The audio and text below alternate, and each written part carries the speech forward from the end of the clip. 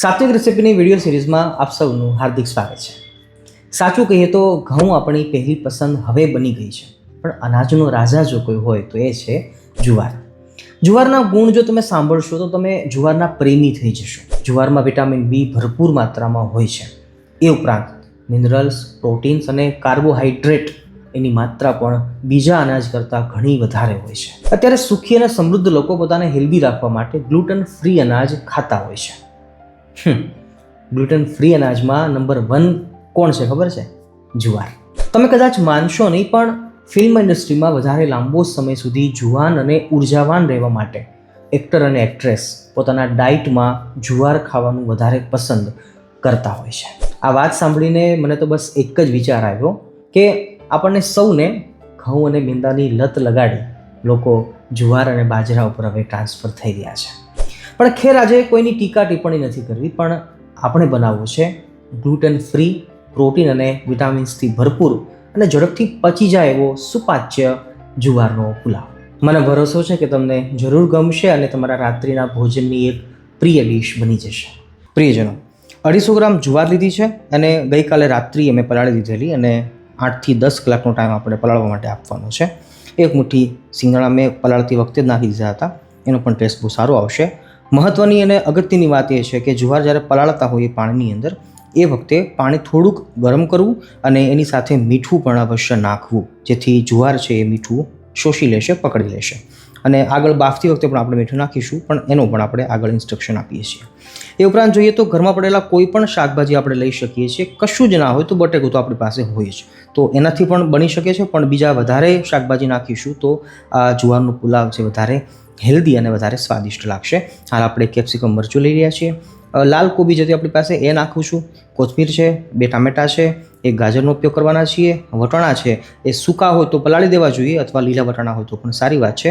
આદુનો test બહુ સારો લાગશે. લીંબુ સ્વાદ અનુસાર નાખીશું.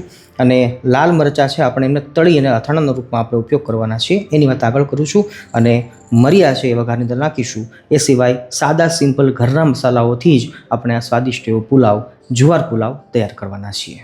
રાત્રે પલાળેલી જુવાર આપણે એને 2 વાર સારા પાણીથી ધોઈ અને હવે કુકરમાં ટ્રાન્સફર કરીએ છીએ.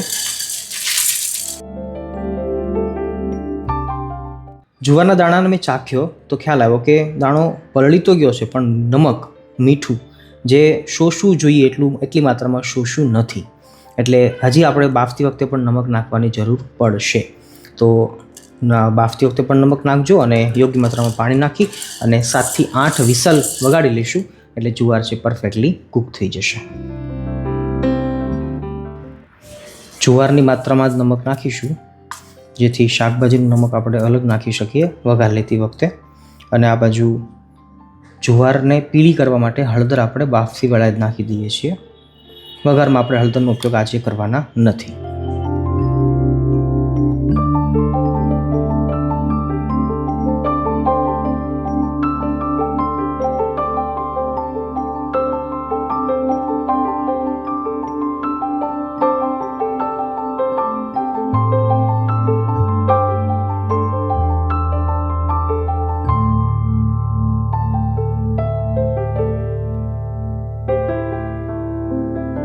પ્રિયજનો, જુવાર આપણી બફાઈ રહી છે અને 6 થી 7 વિસલ લાગશે ત્યાં સુધીનો ટાઈમ આપણી પાસે છે.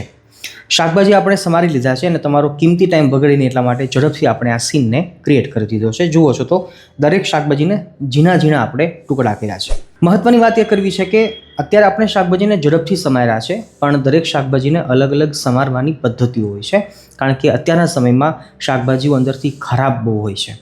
તો દરેક શાકભાજીને કેવી રીતે સમારવા જોઈએ, શું કાળજી રાખવી જોઈએ, એનો એક સ્પેશિયલ વિડીયો આપણે આપણી ચેનલ ઉપર અપલોડ કરેલો છે, how to cut vegetable at home.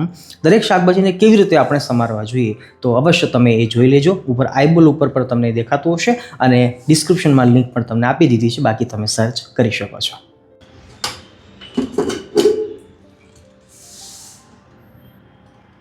જુવારના પુલાવને વધારે સ્વાદિષ્ટ બનાવવા માટે 5 થી 6 ચમચી આપણે તેલ લીધું છે. મગફળીનું તેલ હશે તો પણ વાંધો નથી, બાકી તલના તેલનો ઉપયોગ પણ આમાં કરી શકાય છે. ભક્તો, તેલ ગરમ થશે એટલે પહેલાં આપણે લાલ મરચાં આપણી જોડે છે એને આપણે ફ્રાય કરી લઈએ છીએ. અમે સંતો ઘણીવાર આને ક્યારેક અથાણું કશું નથી અથવા નવું અથાણું ભગવાનને ધરાવવું હોય તો આવી રીતે ગરમ તેલમાં ફ્રાય કરી લો, એ ફૂલી જશે.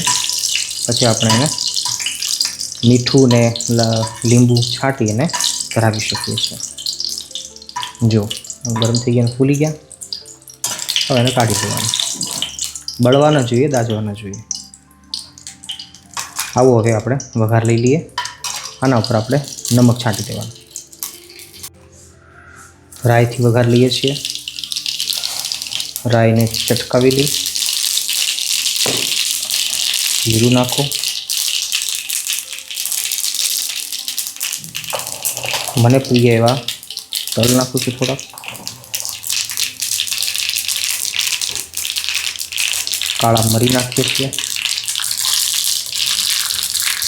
ત્યારબાદ સુરતી તીખા મરચાં.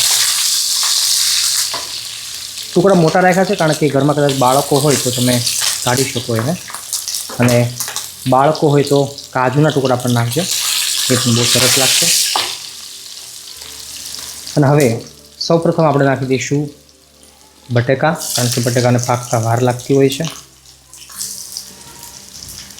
અડધો મિનિટનો ટાઈમ બટેકાને આપી પછી બધા શાકભાજી ક્રમશઃ આપણે નાખતા જઈશું.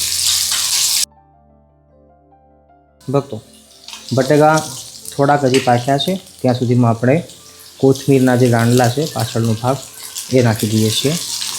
એનો વઘાર, એની સુગંધ બહુ સરસ આવે છે. બટેકા પાકી ગયા છે ઓલમોસ્ટ. આપણે એક મુઠ્ઠી વટાણા નાખીએ છીએ લીલા.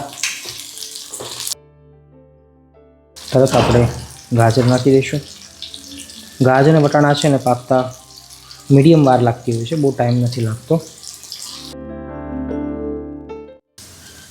અડધી મિનિટ ગઈ છે અને આપણે હવે કોબી નાખીએ છીએ.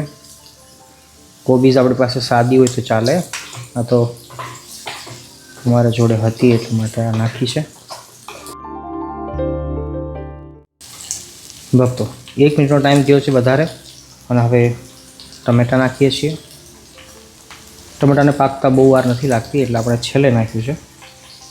શાકભાજી મેં વધારે લીધા છે, તમે ઓછા પણ લઈ શકો છો. સાંજે બનાવતા હોઈએ તો કોઈ પણ વાનગીને હેલ્ધી બનાવવા માટે શાકભાજી વધારે ઉપયોગ કરવા જોઈએ. પ્રિયજનો, શાકભાજી લગભગ દરેક આપણે નાખી દીધા છે. કેવળ હવે કેપ્સિકમ મરચાં બાકી રાખ્યા છે. કેપ્સિકમ મરચું થોડું કાચું મોઢામાં આવે ને તો પણ સારું લાગે, એટલે આપણે છેલ્લે નાખીએ છીએ. બાકી તમે વહેલા કે મોઢા નાખી શકો છો. બીજી મહત્ત્વની વાત કે અત્યારે મેં શાકભાજી અલગ અલગ છે પણ ઘણા વધારે ક્વોન્ટિટીમાં લીધા છે. કારણ કે સાંજનું ભોજન બનાવતા હોઈએ તો આપણે શાકભાજી વધારે નાખીએ તો એ વધારે હેલ્ધી થાય, કારણ કે શાકભાજી પચવામાં બહુ ઇઝી છે. અને આપણે કોઈ પણ વસ્તુ એ જો શાકભાજી વધારે હોય તો એ ઝડપથી પચવામાં આપણને મદદરૂપ સાબિત થાય છે. તમે પણ શાકભાજીનો વધારે ઉપયોગ કરજો. ભક્તો, ફરી 1 મિનિટનો ટાઈમ આપ્યો છે. ગેસની ફ્લેમ ધીમી છે. અને હવે છેલ્લે આપણે મને પ્રિય એવા કેપ્સિકમ મરચાંનું કટિંગ નાખીએ છીએ. સારી રીતે સ્ટર કરી લો. ભૂલતા નહીં કે આપણે આની અંદર કશા જ બીજા મસાલા નાખ્યા નથી. નમક નાખવું જરૂરી છે. શાકભાજી પૂરતું આપણે નમક આમાં નાખીએ છીએ, કારણ કે જુવારની અંદર આપણે 2 વાર નમક નાખ્યું છે, એ ભૂલાઈ ન જાય. અત્યારે નમક આપણે છેલ્લે એટલા માટે નાખીએ છીએ કારણ કે પહેલાં નાખ્યું હોત તો નમકનું પાણી બનત અને એ શાકભાજીને બાફી નાખત. આપણે શાકભાજીને શેલો ફ્રાય કર્યા છે, મતલબ કે પાણી નાખ્યા વગર આપણે એને બાફવાના હતા. તો જુઓ, શાકભાજી એકદમ ખુલ્લા છે. એનું કારણ કે આપણે નમક પહેલાં નહોતું નાખ્યું.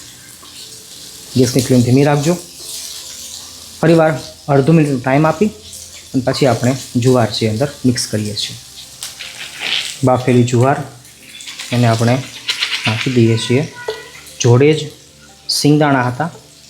બાફેલા સિંગદાણાનો ટેસ્ટ ખરેખર બહુ સારો લાગે છે. સારી રીતે સ્ટર કરી લો.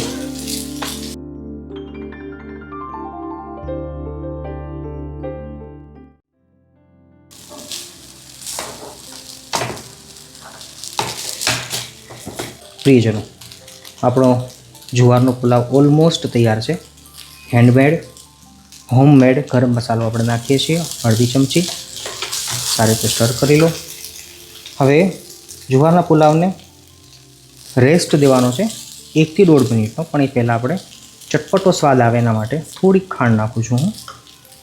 તમે ડાયાબિટીસ પેશન્ટ હો તો એને છોડી શકો છો.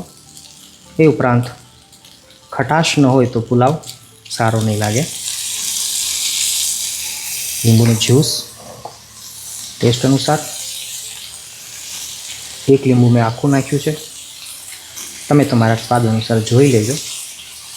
રેસીપી તૈયાર છે, પણ છેલ્લી આપણી શરત પ્રમાણે ઠાકોરજીને ધરાવવાનું ભૂલશો નહીં. એ નમ્ર વિનંતી સાથે 1 મિનિટનો રેસ્ટ આપી અને પછી આપણે ઠાકોરજીને ભોગ લગાવી દઈએ.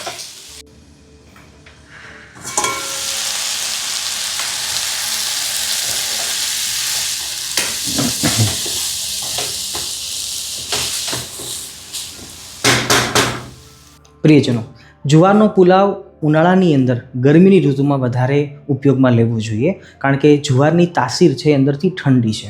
જેમ બાજરો અંદરથી ગરમ હોય છે એવી રીતે જુવાર છે એની તાસીર ઠંડી છે. એટલે ઉનાળાની અંદર ગરમીના દિવસોમાં હળવા ખોરાક તરીકે સાંજના ભોજનમાં આ જુવારના પુલાવનો ઉપયોગ આપણે કરવો જોઈએ.